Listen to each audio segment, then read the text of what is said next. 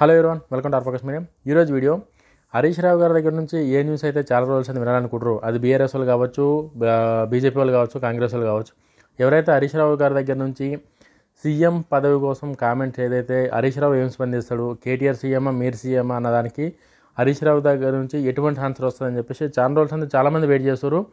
Social media కూడా చాలా ఘోరంగా దాని గురించి డిస్కషన్ అయితే జరుగుతుంది. ఎందుకు డిస్కషన్ జరుగుతుందంటే, కేసీఆర్ తర్వాత బీఆర్ఎస్ పార్టీని భుజాల మీద మోసేది కేటీఆర్ హరీష్ రావు అన్నది అందరికీ, ఈవెన్ బీఆర్ఎస్లో కూడా పెద్ద క్వశ్చన్ మార్క్ ఇది. బీఆర్ఎస్ వాళ్ళు కూడా హరీష్ రావు గారి వర్గం హరీష్ రావు గారు కావాలని, కేటీఆర్ గారి వర్గం కేటీఆర్ గారు కావాలని, కవిత వర్గం అయితే కవిత కావాలని చెప్పేసి వీళ్ళందరూ వాళ్ళే మా వాళ్ళు ఉండాలంటే మా వాళ్ళు ఉండాలనే కాడికి దీనిలో 3 వర్గాలు అయితే ఉండేది వాస్తవం. ఇలా 3 వర్గాలు కూడా మా వాళ్ళు కావాలంటే మా వాళ్ళు, కేటీఆర్ వర్గం మా కేటీఆర్ అనే సీఎం ఉండాలి, హరీష్ రావు గారి వర్గం హరీష్ రావు గారే సీఎం ఉండాలి, కవిత గారి వర్గం మా కవితమ్మనే సీఎం ఉండాలనే కాడికి వాళ్ళ ఒక ట్రాన్స్లో అయితే ఉన్నారు ఎన్నో రోజులు. బట్ ఈరోజు ఒక ప్రెస్లో హరీష్ రావు గారు ఏం చెప్పారంటే, అది ఇండైరెక్ట్గా చెప్పాలంటే హరీష్ రావు గారు అయితే కేసీఆర్ సీఎం కావాలి, లేకపోతే నేనే సీఎం, ఇంకా నేను వేరే ఎవరు కూడా నాకు బాస్ లేరు, కేసీఆరే నా బాస్ అని చెప్పేసి అయితే చెప్పిండు. డైరెక్ట్గా చెప్పిండు. అంటే డైరెక్ట్గా కేటీఆర్ గారిని టార్గెట్ చేయకుండా ఆయన చెప్పే విధానం ఎట్లుందంటే, ఆయన బాస్ కేసీఆర్ అంతే, ఇంకెవరు ఇండైరెక్ట్గా ఇంకెవరు బాస్ కాదు ఆయనకి. ఆయన ఏం చెప్పిండు, నాకు బాస్ అంటే ఒక్కరే, అది కేసీఆర్ గారు మాత్రమే. అయితే కేసీఆర్ లేకుంటే నేను కావాలి, కేసీఆర్ సీఎం ఎట్లయితాడు? కేసీఆర్ సీఎం అని చిల్లర మల్లర మాటలు ఎవరైతే మాట్లాడుతారో అవన్నీ అయ్యే పనులు కావు. ఎవరైతే కేటీఆర్ గారి వర్గం వీళ్ళందరూ మా కేటీఆర్ అనే నెక్స్ట్ సీఎం అని చెప్పేసి ఎవరైతే మాట్లాడుతారో, డైరెక్ట్గా హరీష్ రావు గారు కేటీఆర్ గారి పేరు డైరెక్ట్గా తీయలేదు. బట్ చిల్లర మల్లర మాటలు ఎవరో నమ్మకండి, చిల్లర మల్లర మాటలు అవన్నీ పనికిరాని మాటలు, ఇవన్నీ మానుకోవాలని చెప్పేసి అయితే మాత్రం ఇండైరెక్ట్గా ఆయన చెప్పిండు.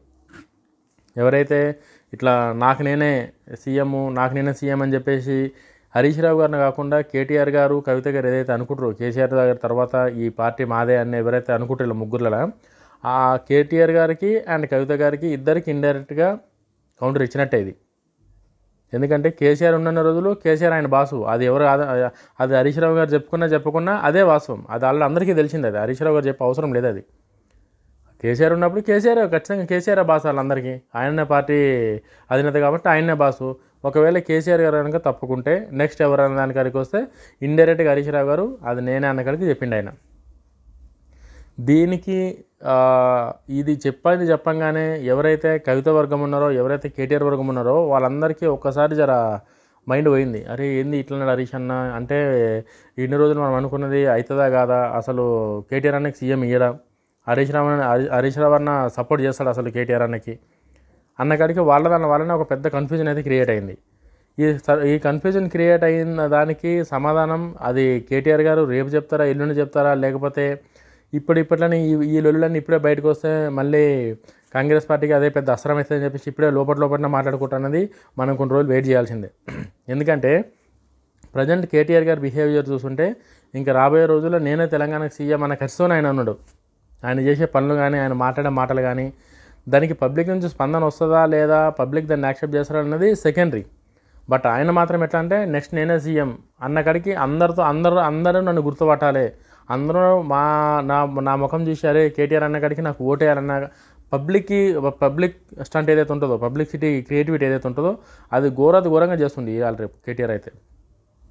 హరీష్ రావు గారి కన్నా అంటే హరీష్ రావు గారికి ఈ పబ్లిసిటీ ఏం అవసరం లేదు, ఆల్రెడీ ఆయనకంటూ ఒక క్రేజ్ ఉంది కాబట్టి అది సెట్ ఆయనకి. ఆయన పబ్లిసిటీ చేసినా చేయకున్నా ఆయనకున్న మేరకు మాత్రం ఆయన ఖచ్చితంగా ఆయన అండర్లో ఏవైతే ఉన్నాయో ఒక 20 నుంచి 25 ఎమ్మెల్యే సీట్లు ఏవైతే ఉన్నాయో ఆయన ఎట్లనే గెలిపించుకునే సత్తా ఆయనకు ఉంది కాబట్టి ఆయనకి ఇంత పబ్లిసిటీ అంటే అవసరం లేదు. బట్ కేటీఆర్ గారు మాత్రం ప్రతిరోజు రేవంత్ రెడ్డి గారిని తిట్టుకుంటా, ప్రతిరోజు కాంగ్రెస్ పార్టీ మీద ఏదో ఒక బురద రాసుకుంటా, కాంగ్రెస్ పార్టీ వచ్చి సంవత్సరం అవుతుంది, 10 ఏళ్ళు వీళ్ళు ఉన్నారు, వీళ్ళు ఇచ్చిన కమిట్మెంట్లు ఎన్ని గానం చేశారంటే అందులో ఏం లేదు, అది మనందరికీ తెలుసు.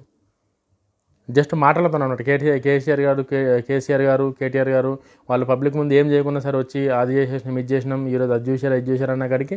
బట్ కాంగ్రెస్ ప్రభుత్వం అట్లా మాటలు ఏం చెప్తలేదు. వాళ్ళు రైతులు రుణమాఫీ చేస్తారు, ధాన్యం ఒడ్లు కొంటారు, దానికి బోనస్ ఇస్తారు, కరెంట్ ఇస్తారు, అన్ని ఇస్తారు, కానీ పబ్లిసిటీ ఎక్కువ చేసుకుంటలేరు వీళ్ళు. అది కూడా వాళ్ళకి అవసరం ఉన్నప్పుడు చేస్తారేమో. మేబీ ఇప్పుడు కాంగ్రెస్ పార్టీకి అవసరం లేదు కాబట్టి వాళ్ళు కూడా ఆ స్ట్రాటజీ ఉపయోగిస్తలేరేమో. బట్ కేటీఆర్ గారు మాత్రం ప్రతిరోజు వచ్చి ఏదో ఒక విధంగా చాలామందికి అది నచ్చలేదు కూడా. కేటీఆర్ గారి బిహేవియర్ కూడా చాలామందికి నచ్చలేదు. ఊరికే వస్తాడు ఈయన, నోటికి వస్తున్నట్టు తిడతారు, అవసరమా ఇది, వాళ్ళు వచ్చే సంవత్సరం అవుతుంది కదా అనేటోళ్ళు కూడా చాలామంది ఉన్నారు. ఇప్పుడు 10 ఏళ్ళ బీఆర్ఎస్ పాలనలో ఒక రేషన్ కార్డు కూడా ఇవ్వలేదు. వచ్చిన సంవత్సరానికే ఇగో రేషన్ కార్డు అప్లికేషన్లు కుప్పలు తెప్పలు కొన్ని లక్షల రేషన్ కార్డులు మీ సేవలో నమోదవుతున్నాయి ఇప్పుడు. సో ఈ సంవత్సరంలోనే ఏది అయిపోలేదు. చాలామంది కేటీఆర్ గారు మాట్లాడితే కాంగ్రెస్ ప్రభుత్వం అసలు ఏం చేస్తలేదు అది ఇది అని చెప్పేసి మస్తు మాట్లాడతారు.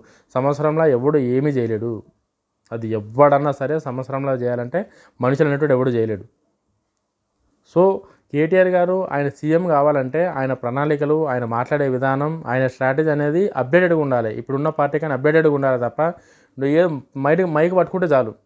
రేవంత్ రెడ్డి ఆయన అదేనాలే, రేవంత్ రెడ్డి నిదానాలే, సీఎంని పట్టుకొని అట్లా ఏముంది అంతగానం. నీకు సీఎం కావాలనుకుంటే సీఎంకి నీకేం కావాలి అది చూడు తప్ప రేవంత్ రెడ్డి గారిని తిరిగితేనే నీకు మైలేజ్ పెరుగుతుంది అంటే అది ఎక్కువ రోజులు అయితే ఉండదు. అట్లా మైలేజ్ పెరిగినా సరే కూడా ఎక్కువ రోజులకు ఉండదు. ఎందుకంటే రేవంత్ రెడ్డి అనే క్యాండిడేటు ఏదో నువ్వు తిడితేనో లేకపోతే మీ నాయన తిడితేనో అయ్యేది కాదు. ఆయన బ్యాక్గ్రౌండ్ ఏందో మీకు తెలుసు. ఎట్లా వచ్చిండో, ఎట్లా సీఎం అయిందో, కేసీఆర్ అనే నాయకుడిని ఎట్లా ఎదిరించి సీఎం అయిందో అది తెలంగాణ ప్రజలకి, తెలంగాణలో ఉన్న అందరికీ తెలుసు. కాబట్టి కొత్తగా మీరు తిట్టినా దానికి పోయేది ఏం లేదు.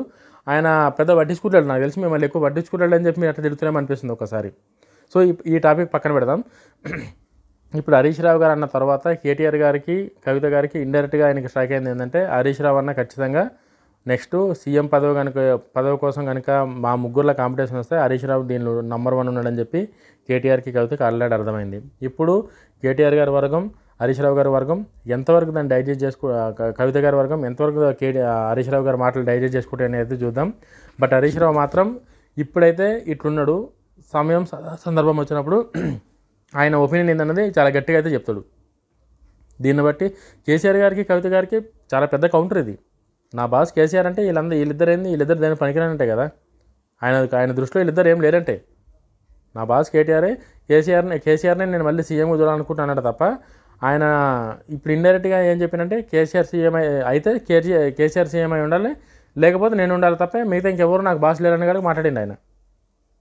సో దాన్ని మరి కేటీఆర్ గారి వర్గం ఎట్లా రిసీవ్ చేసుకుంటుంది, కవిత గారి వర్గం ఎట్లా రిసీవ్ చేసుకుంటుంది, మరి వాళ్ళ ముగ్గురు కలిసి మాట్లాడుకొని ఏమైనా ఒక డిసిజన్కి వచ్చి ఏదైనా మాట్లాడతారన్నది అయితే నెక్స్ట్ మనం వచ్చే రోజులలో చూడాలి. దీనికి కౌంటర్గా ఎవరైనా మాట్లాడతారా బీఆర్ఎస్ నుంచి అనేది కూడా మనం చూద్దాం. ఒకవేళ అట్లా కనుక మాట్లాడితే అది కూడా మీకు వీడియోలో ఎక్స్ప్లెయిన్ చేస్తా. మీరు ఒకసారి వీడియోలో కామెంట్ చేయండి, బీఆర్ఎస్ అధ్యక్షుడు కేటీఆర్ అయితే బాగుంటుందా, హరీష్ రావు అయితే బాగుంటుందా, కవిత అయితే బాగుంటుందో మీరు నాకు కామెంట్లో చేయండి. దాని దిక్కించి నేను ఇంకో మంచి వీడియో చేస్తాను. వీడియో కనుక నచ్చితే లైక్ చేయండి, షేర్ చేయండి, సపోర్ట్ చేయండి. ఛానల్ కొంచెం సపోర్ట్ చేస్తే ఇంకెంత మంచి ఇన్ఫర్మేషన్ వీడియోస్ అయితే ఇంకెక్కువ చేయడానికైతే నేను ట్రై చేస్తాను. జై హింద్.